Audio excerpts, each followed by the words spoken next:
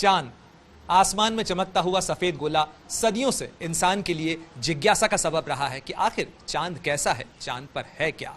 और यही वजह है कि इंसान ने चांद को पहचानने की, उसे और जानने की कोशिशें बीते 60 सालों में कई बार की हैं। और इसीलिए कई मिशन चांद पर अब तक भेजे गए हैं, चाहे 1959 में भेजा गया लूना 1 का मिशन हो, और उसके बाद अब चंद्रयान 3 जिसकी तैयारियां चल रही हैं। चांद को इंसान ने जितना जानने की कोशिश की है, जितनी जानकारियां जुटाई हैं, उसकी जिज्ञासा और बढ़ी है, क्योंकि चांद पूरे सौर मंडल के अंदर सबसे बड़ा उपग्रह है। यदि धरती की आकार और चांद के आकार की तुलना की जाए तो ये एक अनोखी जोड़ी है। और अगर आपको मैं बताऊं तो ये अनोखी जोड़ी इसलिए भी है क्योंकि अगर धरती पर दिन 24 घंटे का होता है तो उसकी एक बड़ी वजह ये चांद है। धरती के ऊपर अगर जीवन है तो उसकी एक बहुत बड़ी वजह चांद है, क्योंकि चांद का एक टाइडल इफेक्ट होता है। और यही वजह मानी जाती है कि धरती के ऊपर समुद्र से जीवन जमीन पर आ पाया। और यही वजह है कि चांद को जानने के लिए इंसान की जिज्ञासा लगातार बढ़ती जा रही है। जिज्ञासा इसलिए भी बढ़ रही है क्योंकि चांद धरती से अब कुछ दूर हो रहा है। इसका क्या असर होगा, इन तमाम चीजों को जानने के लिए और चांद को और पहचानने के लिए भारत की कोशिशें 2008-9 से लगातार आगे बढ़ रही हैं। यानी चंद्रयान A1 मिशन जो भारत ने भेजा था चंद्रमा के लिए, उसने एक बहुत महत्वपूर्ण खोज कि चांद पर पानी है, वो पानी जिससे जीवन हो सकता है। और उसके बाद चंद्रयान 2 का मिशन कुछ हद तक कामयाब रहा, लेकिन लैंडिंग नहीं हो पाई। और अब नजरें लगी हैं चंद्रयान 3 मिशन पर, वो मिशन जिसे 14 जुलाई को 2:35 और 17 के ऊपर श्रीहरिकोटा से लॉन्च किया गया था, अब लैंडिंग के लिए बिल्कुल तैयार है। और महज कुछ घंटे का इंतजार और विक्रम लैंडर, या जो इसके साथ में गया हुआ लैंडर है, वो लैंड कर जाएगा चंद्रमा की सतह के ऊपर। कुछ इस तरीके से इसे जब भेजा गया था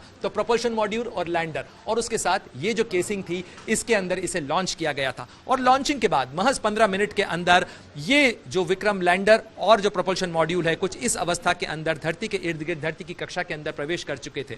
उसके बाद 16 जुलाई, 20 जुलाई, 25 जुलाई और इस तरीके से 5 बार इसकी कक्षाओं को आगे बढ़ाया गया। और उसके बाद 1 अगस्त से लेकर 5 अगस्त तक इसने सफर तय किया धरती की कक्षा से चंद्रमा के लिए। और करीब 1,27,000 किलोमीटर की दूरी तय करके ये यहां पर पहुंच गया, यानी चंद्रमा की सबसे दूर की कक्षा के अंदर। और उसके बाद इसकी कक्षा को धीरे धीरे घटाया गया, यानी इसकी डी ऑर्बिटिंग की गई।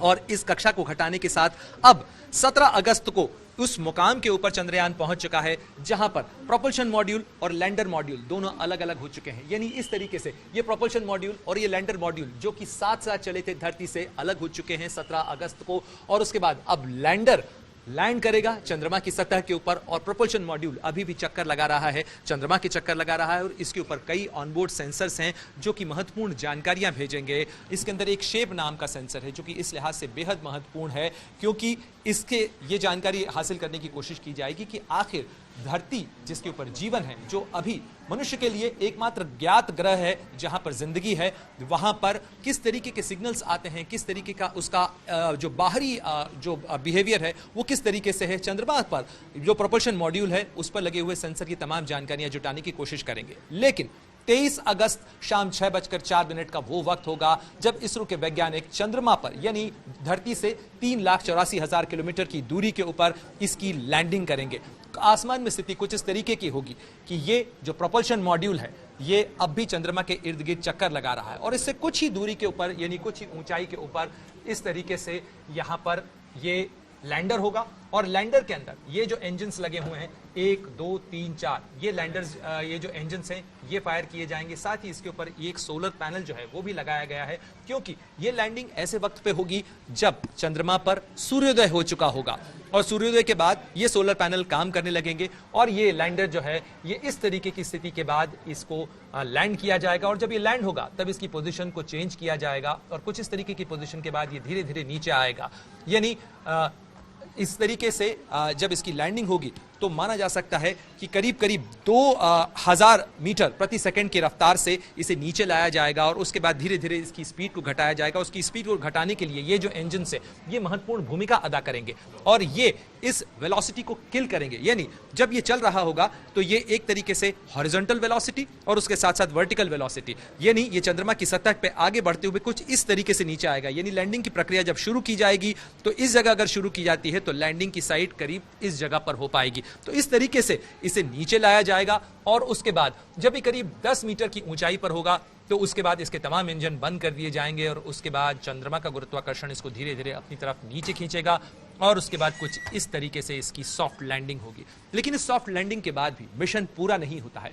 मिशन करीब जो 14 दिन इसकी पूरी लाइफ है, मिशन के लिए महत्वपूर्ण होगा कि जब यहां पर इसकी लैंडिंग के वक्त जो धूल उड़ेगी उस धूल को सेटल डाउन हो जाने तक, इसके बाद इसके अंदर से जो रैंप है वो रैंप खुलेगा, ये रैंप खुलेगा और इस रैंप के खुलने के बाद इसके अंदर से ये प्रज्ञान रोवर या जो रोवर है वो बाहर निकलेगा, जिसके अंदर करीब 6 पहिए लगे हुए हैं और ये 6 पहियों के साथ साथ भारत की एक अमिट छाप चांद के ऊपर अंकित हो जाएगी। इसलिए नहीं कि भारत ने चांद पर उतरने की एक कामयाबी हासिल की है, बल्कि इस लिहाज से भी लिटरली, क्योंकि इसके जो 6 पहिए हैं उनके ऊपर इसरो का जो चिन्ह है वो अंकित है और साथ ही भारत का राज चिन्ह यानी भारत के राज चिन्ह के अंदर जो सिंह हैं वो अंकित होंगे। जब ये आगे बढ़ेगा ये अपनी निशान, अपनी छाप जो है चंद्रमा की सतह के ऊपर छोड़ेगा और चंद्रमा का दक्षिणी ध्रुव वो लैंडिंग की जगह होगी जहां इसे लैंड किया जाएगा। आप देख सकते हैं कि किस तरीके से चंद्रमा की सतह है, ये मॉडल बताता है कि इस तरीके के गड्ढे चंद्रमा के दक्षिणी ध्रुव के ऊपर कई जगहों पर हैं